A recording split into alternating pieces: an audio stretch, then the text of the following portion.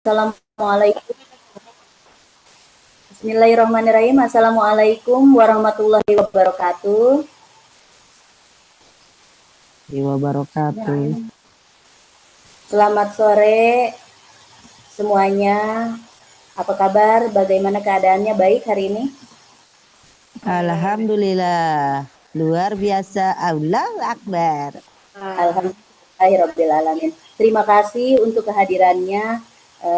Hari ini kita akan melakukan diseminasi praktik baik, disiplin dan juga budaya positif.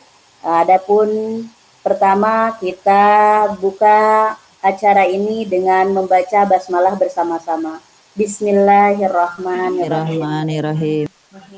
Baik, untuk yang selanjutnya kita akan menyanyikan lagu kebangsaan Indonesia Raya.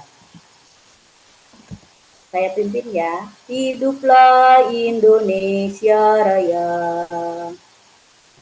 Indonesia Tanah airku, tanah airku, tanah tumpah darahku. Di sanalah aku berdiri, jadi pandu hidupku. Indonesia kebangsaanku, bangsa dan tanah airku. Marilah kita berseru, Indonesia bersatu. Hiduplah tanahku, hiduplah negeriku, bangsaku, rakyatku, semuanya. Bangunlah jiwanya, bangunlah badannya, untuk Indonesia Raya. Indonesia Raya, merdeka, merdeka, tanahku, negeriku yang kucinta. Indonesia Raya, merdeka, hiduplah Indonesia Raya. Indonesia Raya, merdeka, merdeka, tanahku, negeriku yang kucinta. Indonesia Raya, merdeka, merdeka, hiduplah Indonesia Raya. Baik, terima kasih. Untuk yang selanjutnya, kita langsung saja ke pemaparan materi yang akan disampaikan oleh Pak Jenal. Dipersilahkan Pak Jenal.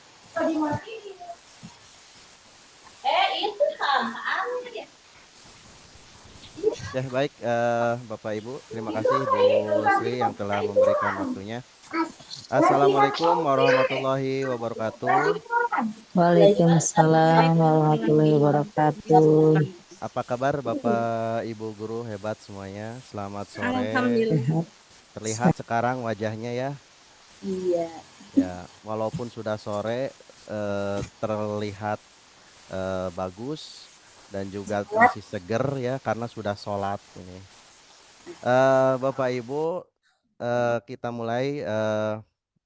Pertama-tama, marilah kita panjatkan puja dan puji syukur kepada Allah Subhanahu wa Ta'ala, yang mana pada kesempatan sore hari ini kita masih diberikan nikmat iman, nikmat Islam, serta nikmat panjang umur, sehingga kita bisa bertatap maya di tempat yang terbatas. Mudah-mudahan ini bagian daripada ibadah ya, karena dari pagi Bapak Ibu guru sudah meluangkan waktu mengabdi di sekolah, dan sekarang juga menyisihkan waktu untuk menuntut ilmu sebenarnya di sini ya. Bapak Ibu, perkenalkan, nama saya. Oh, sebelumnya mohon izin saya share screen. Oke, saya share screen. Em, Oke, Bapak Ibu, perkenalkan saya Erzainal Mutakin ya, biasa dipanggil Pak JJ kalau di SMA di tempat saya bekerja. Saya salah satu CGP, guru CGP, calon guru penggerak angkatan 10. Di sana saya didampingi ada Pak Eman Suherman sebagai fasilitator, kemudian Bu Tri Utami Putri sebagai pengajar praktik. Bapak Ibu yang terhormat, terima kasih sudah meluangkan waktu juga di sini ya pada kegiatan diseminasi ya aksi nyata budaya positif di sekolah gitu ya, di lingkungan sekolah dan juga lingkungan kita sehari-hari. Langsung saja Bapak Ibu mengenai mengenai budaya positif di sini ya. Kita tahu bahwa di sekolah kita mungkin banyak sekali budaya-budaya positif yang sudah dilaksanakan oleh Bapak Ibu semuanya. Nah, di sini kami, saya terutama bukan untuk menggurui Bapak Ibu semuanya ya, karena saya pribadi juga belajar ya, karena pembelajaran itu sepanjang hayat. Kita sharing bersama. eh, Bedanya mungkin saya membaca duluan ini ya dan berusaha untuk memahami dan nanti saya akan menyampaikan apa yang saya dapatkan selama kegiatan CGP selama CGP dari 2 bulan ke belakang tuh. Ini sekarang sudah modul tahap 1.4 udah melewati. Itu perjalanan yang masih belum apa-apa sebenarnya ya. Kami menjalani di CGP ini. Banyak sekali apa namanya keseruan-keseruan dan juga banyak sekali eh, positif yang sudah kami dapatkan di CGP ini. Untuk itu saya akan coba berusaha untuk menjelaskan atau menerangkan apa yang sudah saya dapatkan. Bapak Ibu, mengenai budaya positif ya di sekolah Bapak Ibu masing-masing gitu ya. Budaya positif adalah suatu pembiasaan bernilai positif di dalamnya mengandung sejumlah kegiatan yang mampu menumbuhkan karakter murid ya. Nah, eh, sebelumnya Bapak Ibu di depan Bapak Ibu ada pulpen dan kertas tidak ya? Mohon maaf, mohon izin. Ya, silakan. Nah, jika sudah ada, Bapak Ibu tolong gambarkan atau bagaimana dilukiskan hobi Bapak Ibu gitu ya. Silakan. Hobi Bapak Ibu, kesenangan Bapak Ibu di dalam satu lembar kertas. Nah, misalkan Bapak Ibu Bu Sri hobinya memasak, misalnya gambar centong biasanya gitu. Kalau Bu Sri misalkan hobinya misalkan main kelereng, gambar kelereng misalkan. Nah, silakan Bapak Ibu. Nanti setelah menggambar, Bapak Ibu tunjukkan ke layar. Nah, silakan kalau sudah menggambar tunjukkan ke layar. Ya, silakan yang ada mohon di samping kanan Bapak Ibu yang sudah menggambar. Ya, nah itu Bu Heni Nuraini sudah eh Bula Bu Sri gambar apa Bu Sri? Tolong itu kayaknya bercak-bercak kayak gitu Bu Sri. Sebentar. Nah, kayaknya yang jelas itu Bu Heni. Yang lainnya? Oke. Nah, oke. Coba saya minta tolong mohon izin Bu Heni membuka mic. Bisa Iya Pak, dijelaskan Bu Heni, kenapa gambarnya ada garis-garis, ada lengkungan kayak gitu Bu Heni? Silakan Bu Heni. body siapa ya? Body saya dulu zaman gadis, nggak bercanda. Baik Bapak, terima kasih. Ini anggap saja ini gitar ya Pak ya. Saya senang bermain musik. Jadi cara saya melepaskan lelah itu ya bermain musik Pak, khususnya gitar. Iya, Jadi musik dengan ya. gitar ini mampu ya paling tidak meringankan lah gitu. Jadi sedikit menghilangkan rasa jenuh atau apapun itu di aktivitas sehari-hari ya begini gitu. Setelah main musik khususnya gitar, insya Allah hilang. Itu cara mengelabui saya. Masya Allah, itu musik gitar itu bisa menghilangkan kepenatan pikiran ibu ya. Iya Pak, ya. Luar biasa. Kalau Oke, saya pribadi lebih suka ke alat musik menghilangkan itu. terima kasih Bu Heni ya. Ada lagi, Sama-sama Pak. oke, ada lagi Bapak Ibu guru yang hebat nih ya. Tadi Bu Sri, gambar apa Bu Sri? Sepertinya Bu Sri gambarnya gambar centong mulu nih ya. Oke, itu Bapak Ibu guru. eh Jadi gambar yang kita gambarkan itu mewakili daripada kebiasaan diri kita. Nah, ini juga bisa diterapkan Bapak Ibu di kelas gitu ya. Positif ini. Jadi ingin mengetahui siswa itu seperti apa. Tadi kan saya pasti tahu ini Bu Heni ini suka main musik. Nah, terus Bu Heni ini suka dengerin musik karena gambarnya gambar alat musik. Nah, ini juga bisa kita terapkan di kelas itu menggambar. Anak-anak silakan menggambar apa yang Anda dalam pikiran Anda. Nah, berarti kita bisa mengetahui anak ini gemarnya main bola, berarti pasti menggambar bola nih. Anak ini menggambar apa namanya? Menggambarkan mobil, berarti suka main mobil-mobilan. Nah, anak ini misalkan menggambar apa? Nah, itu sebenarnya bisa tergambarkan dari menggambar dari yang dia pikirkan gitu. Nah, itu bisa Bapak Ibu terapkan di kelasnya. Apalagi kalau di ruang lingkup SD nih ya. Senang sekali mungkin anak-anak kalau misalnya suruh menggambar gitu. Apalagi ingin menunjukkan bahwa dirinya itu seperti itu. Oke. Nah, Bapak Ibu sekalian, eh tadi budaya positif adalah satu pembiasaan yang bernilai positif ya. Mungkin bisa dilakukan di dalam kelas tadi bernilai positif. Kemudian apa sih yang eh budaya positif yang akan diterapkan ya? Yang pertama, perubahan paradigma stimulus respon. Yang kedua, konsep disiplin positif. Yang ketiga, keyakinan kelas. Yang keempat, pemenuhan 5 kebutuhan dasar manusia. Yang kelima, 5 posisi kontrol. Dan terakhir adalah keenam, segitiga restitusi. Nah, ini Bapak Ibu budaya positif yang bisa kita terapkan di lingkungan sekolah. Oke, baik Bapak Ibu.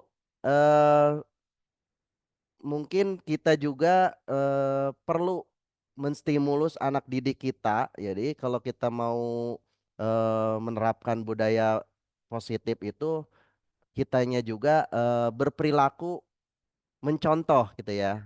Sebagai guru ya berperilaku mencontoh menjadi role modelnya. Nah, di sini eh, seperti yang disebutkan bahwa perubahan paradigma stimulus ini oleh Stephen Covey ya, ini prinsip Central Leadership tahun 1991. Bila kita ingin membuat kemajuan perlahan sedikit-sedikit, ubahlah sikap atau perilaku Anda. Namun, bila kita ingin memperbaiki cara-cara utama kita, maka kita perlu mengubah kerangka acuan kita. Nah, ini sesuai dengan moto kita ya. Eh, Moto Ki Hajar Dewantara ini apa namanya kita mengajarkan kepada murid itu sebagai kodrat jama dan kodrat alamnya gitu ya. Kemudian kita juga sebagai leader ya yang juga sebagai penuntun. Nah, yang mana penuntun itu juga harus mencontoh gitu ya, menunjukkan sikap perilaku dari kitanya yang positif. Nah, insya Allah itu akan menjadi stimulus buat anak didik kita. Nah, itu yang maksud daripada perubahan stimulus. Selanjutnya Bapak Ibu,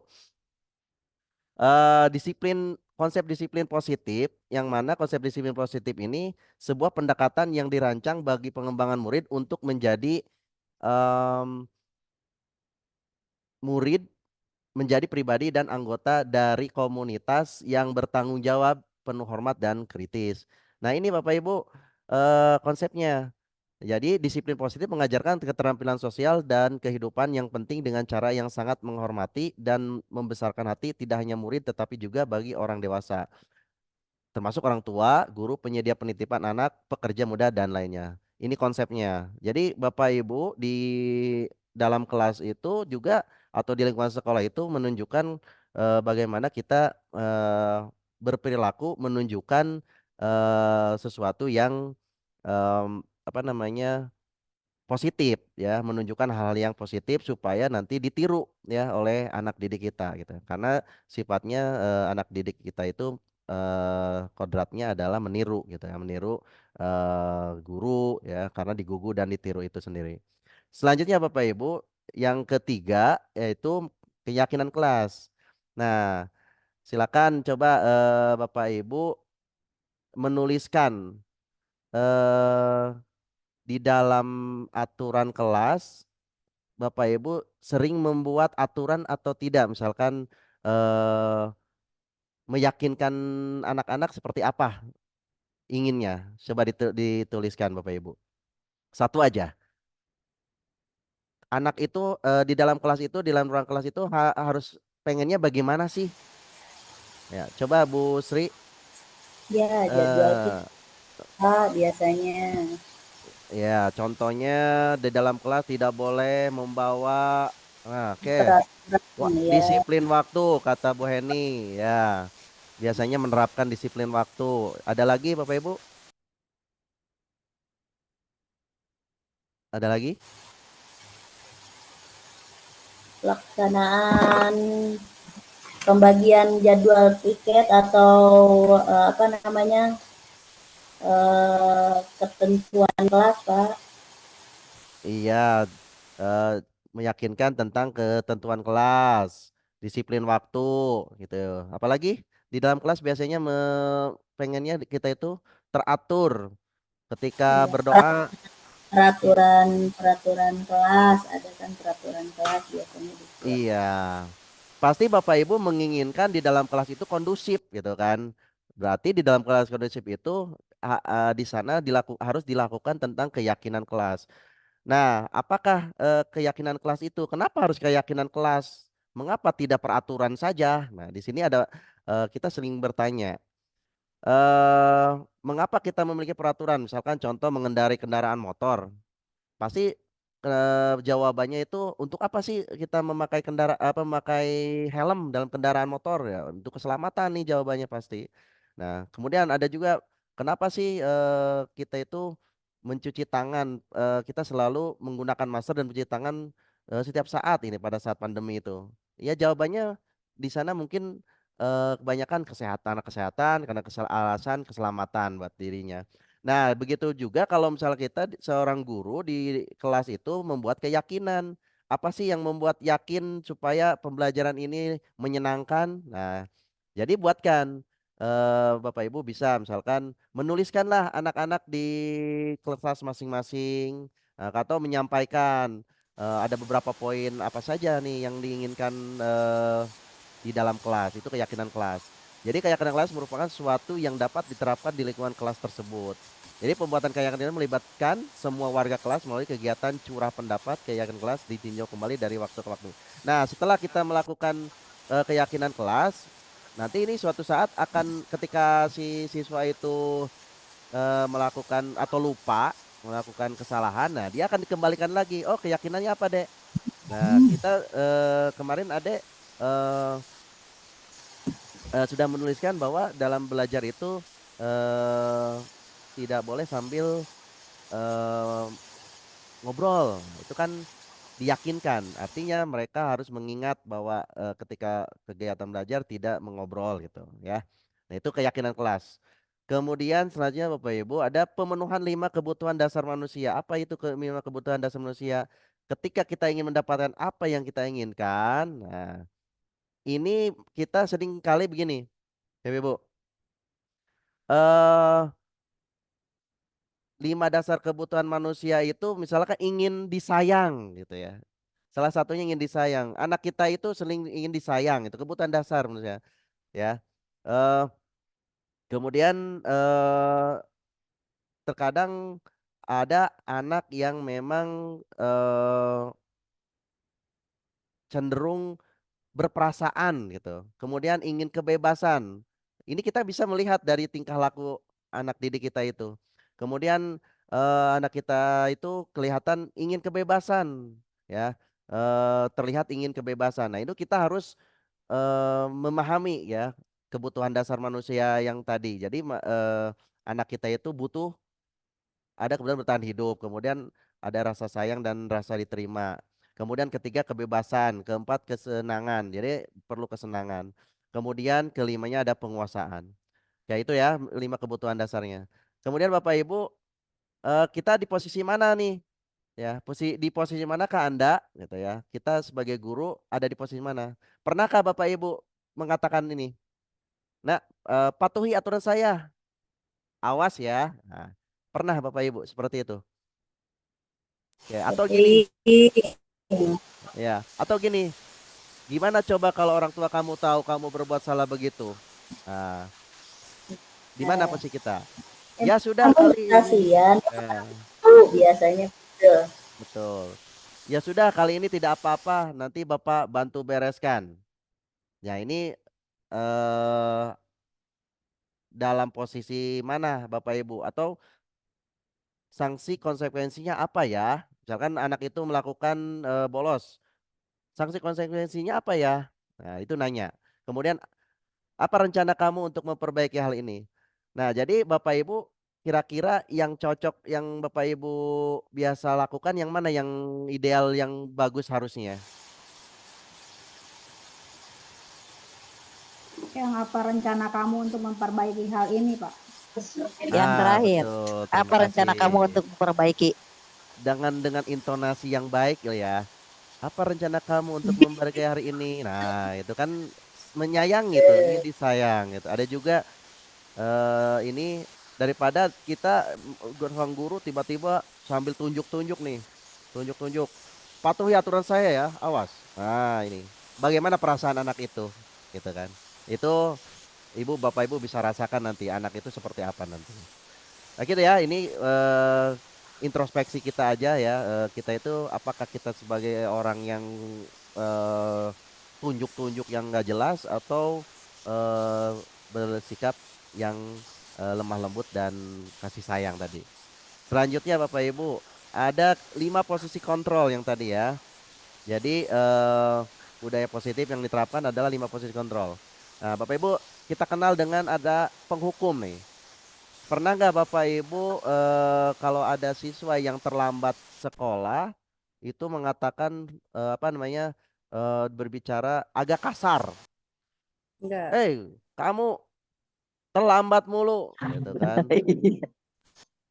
Emang kamu nggak tahu jam? Nah itu kan ini sekarang kamu push up 50 kali, Waduh. itu berarti penghukum itu Bu ya.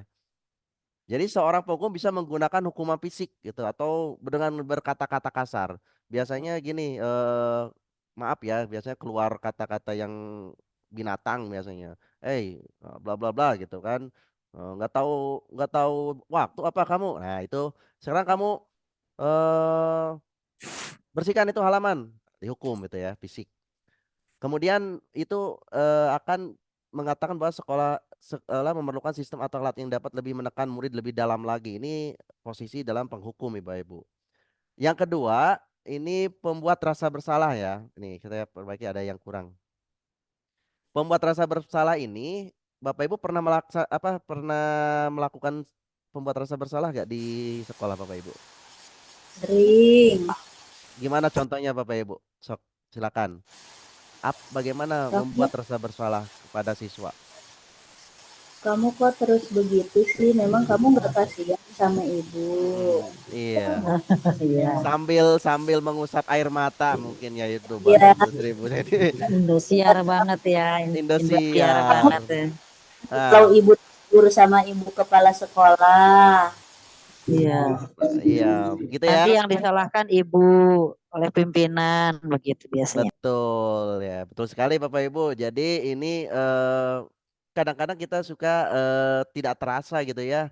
Sebenarnya ini membuat rasa bersalah dari situ. Kadang-kadang siswanya ngeluh gitunya, tungkul weh.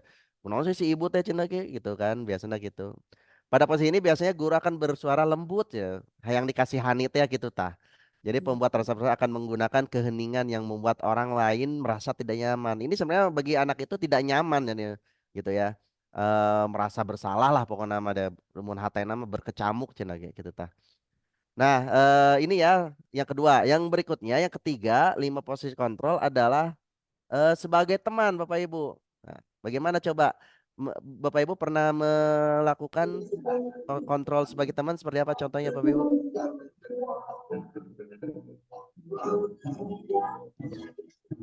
Ada anak terlambat ya, misalnya anak terlambat dengan nada yang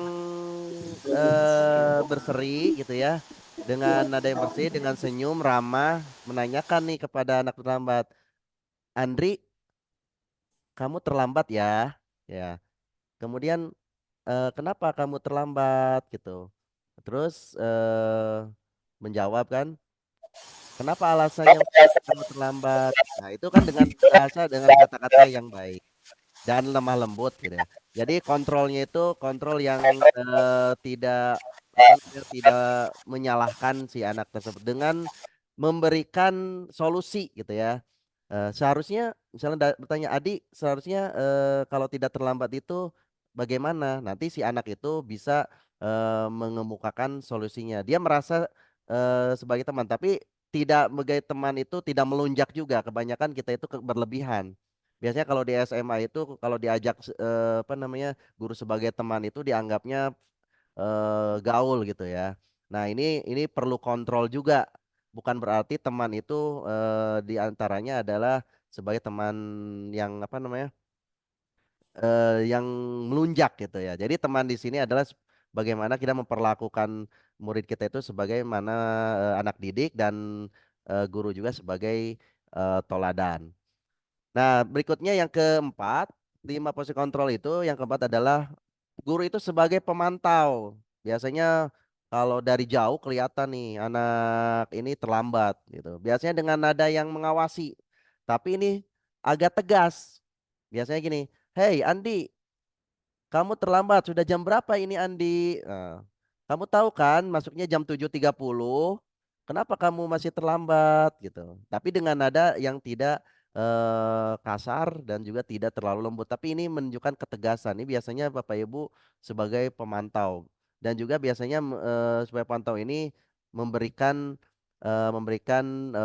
aturan-aturan yang membuat si siswa itu bisa bisa apa namanya bisa mengingat aturan-aturannya dan juga konsekuensinya. Biasanya kamu tahu kan kalau terlambat ini konsekuensinya misalkan dipulangkan. Kalau di SMA sekarang kalau terlambat dipulangkan, Bu.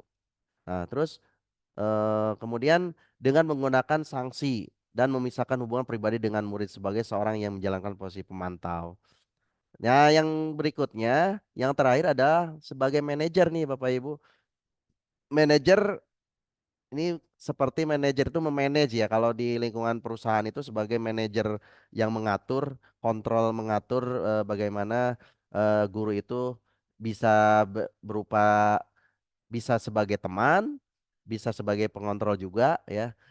Jadi manajer ini guru di mana posisi eh, guru ini dalam posisi yang tenang gitu ya dan membuat siswanya juga tenang. Misalkan eh jadi dengan tujuan bahwa murid itu bisa mempertanggungjawabkan perilakunya. Karena dengan eh, posisi kontrol sebagai manajer ini kita bisa memposisikan antara murid dan guru itu tidak ada apa namanya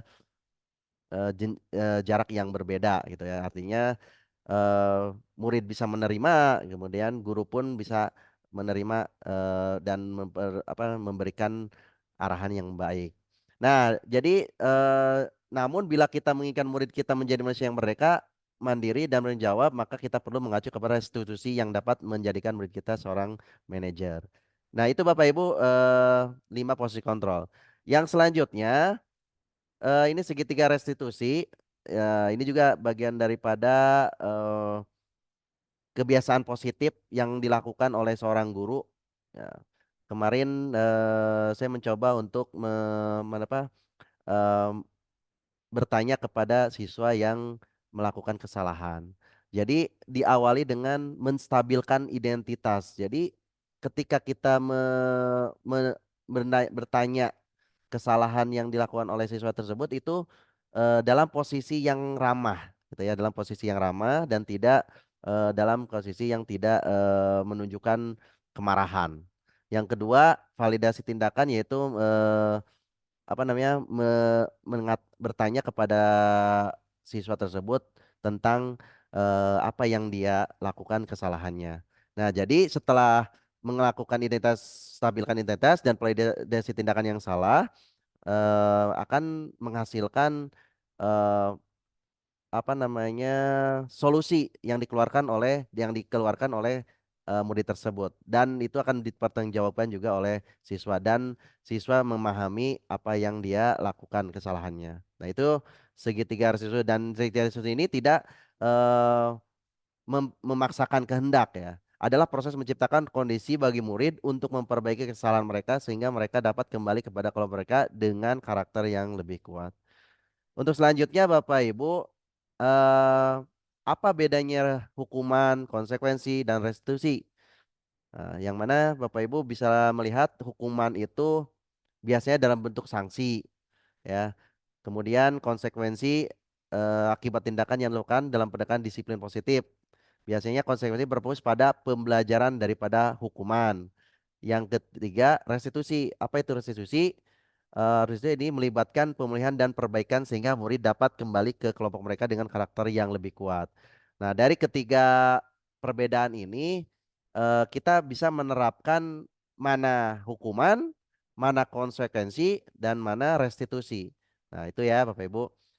Selanjutnya, nah ini masih on Bapak Ibu? Masih. Masih, Oke. Pak. Saya akan membuka, tolong Bapak Ibu dijawab ya. Sebentar ya, saya akan share. Saya akan share, bentar, sedikit pembelajaran modul di CGP ya, modul 1 2. Ini sebentar.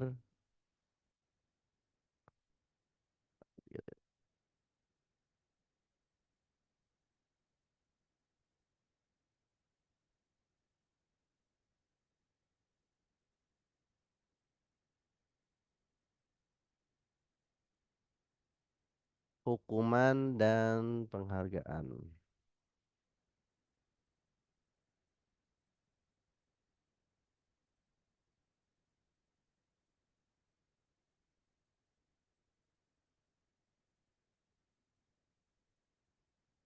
Oke, Bapak Ibu bisa bisa terlihat Bapak Ibu? Sudah terlihat Belum, belum? belum, Oh, belum, belum. Pak. Oke. Belum. Oke, sekarang gimana Bapak Ibu? Udah terlihat? Udah ada. Oke. Silakan Bapak Ibu jawab ya. Ini ada hukuman atau konsekuensi? Ini salah satu materi CGP ya. Mencatat 100 kali di dalam buku kalimat, saya tidak akan terlambat lagi karena terlambat ke sekolah. Kira-kira konsekuensi apa hukuman Bapak Ibu? Hukuman. Ya, hukuman. Oke. Hukuman. Coba Adik, kita klik. Nah, ternyata itu harus konsekuensi Bapak Ibu ya. Yang kedua, lari mengeliling lapangan basket 2 kali karena terlambat hadir di sekolah. Apakah itu termasuk konsekuensi atau hukuman Bapak Ibu? Hukuman. hukuman. Hukuman. Oke, coba. Oke, benar Bapak Ibu. Lanjut ya. Membersihkan coretan yang dibuat di meja tulis. Hukuman apa konsekuensi? Hukuman. Hukuman. Konsekuensi. Konsekuensi. Yang jawab Konsekuensi. konsekuensi yang benar ya. Oh iya iya betul. Karena disuruh karena apa? Ada tindak lanjut dari perbuatannya gitu ya. Betul ya, pinter Bapak Ibu. Bapak ibu atuh aku. Oh Ibu ya. Terima kasih Ibu. Oke, murid diminta untuk push up 15 kali karena tidak menggunakan masker di sekolah. Hukum atau konsekuensi? Man. Hukuman ya? Hebat. Hukuman ya? Oke, kita cek Hukuman. hukuman. Oke, betul sekali Bu. Oke, lanjut. Menggantikan kertas tugas teman yang telah dicoret-coret. Konsekuensi. Konsekuensi. Konsekuensi. Klik. Betul, Bapak Ibu. Lanjut ya. Berjemur di lapangan basket pukul 12 siang karena mengobrol dengan teman. Hukuman. Hukuman. Betul sekali. Berikutnya, murid diminta bertelanjang kaki di sepanjang hari karena tidak menggunakan sepatu warna hitam sesuai peraturan sekolah. Hukuman. Hukuman ya? Hukuman apa konsekuensi? Konsekuensi. Apa Pak? Konsekuensi ya kayak Coba nama. konsekuensi. Konsekuensi. Nah ternyata hukuman Bapak Ibu itu. Nggak Karena tahu hukuman. diminta itu. Jadi si anak itu dicopotin ininya apa baju apa bukan baju ya. Alas kakinya gitu ya. Kemudian berdiri di depan kelas sambil mengangkat kaki satu karena tidak bisa menjawab pertanyaan. Hukuman. Hukuman. Mungkin Bapak Ibu sering melakukan ini kali ya. Tidak bisa matematika. Bapak Ibu, lanjut ya. Membersihkan tumpahan air di meja tulis karena tersenggol pada saat belajar. Konsekuensi. Konsekuensi. Konsekuensi. Oke. Kemudian Bapak Ibu lanjut. Kehilangan 10 menit jam istirahat untuk mengerjakan tugas karena terlambat datang dan tertinggal pelajaran selama 10 menit. Hukuman ya? Hukuman. Hukuman. Oke.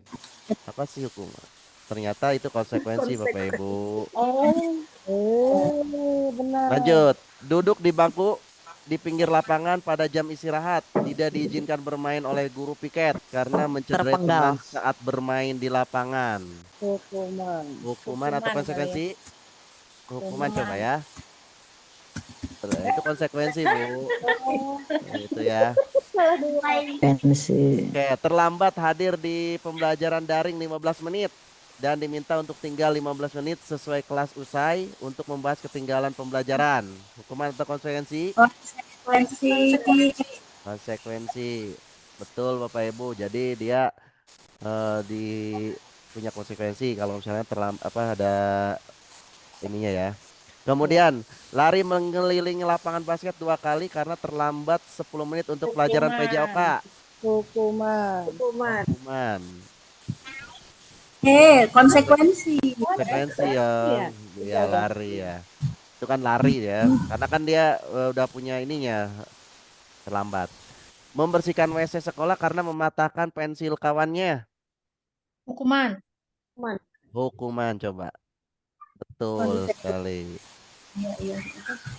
Betulnya 8 Bapak Ibu. Terima kasih Bapak Ibu. Tepuk tangan semuanya.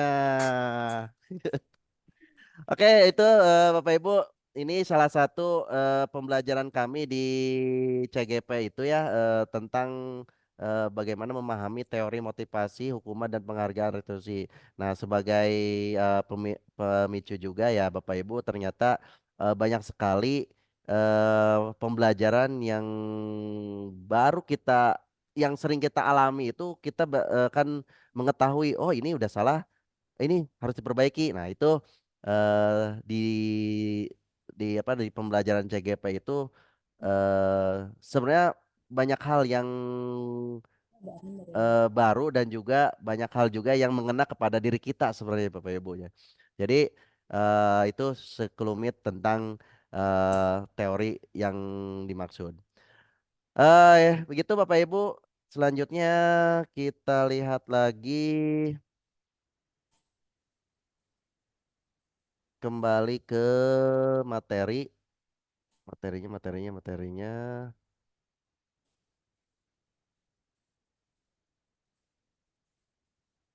Materinya selanjutnya adalah terima kasih Bapak Ibu sudah menyimak dengan baik ya ini dan juga sudah menjawab juga tadi ya pertanyaan-pertanyaan dan jujur sekali itu saya juga banyak terjebak dengan pertanyaan tadi ya karena eh, sering juga yang sudah saya lakukan di lingkungan sekolah itu ada banyak yang tidak sesuai dan juga ada yang sesuai. Nah, ini juga bisa menjadi pembelajaran buat kita semua. Terima kasih Bapak Ibu guru yang hebat. Untuk itu saya cukupkan. Wabillahi taufiq wal hidayah. Wassalamualaikum warahmatullahi wabarakatuh. Waalaikumsalam warahmatullahi wabarakatuh. Warahmatullahi Silakan wabarakatuh. kembali ke Ibu moderator. Baik, terima kasih Pak Jenal atas presentasinya.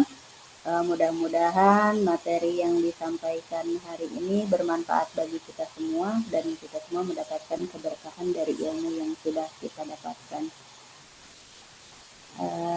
Adapun yang selanjutnya kita langsung aja Pak JJ gimana?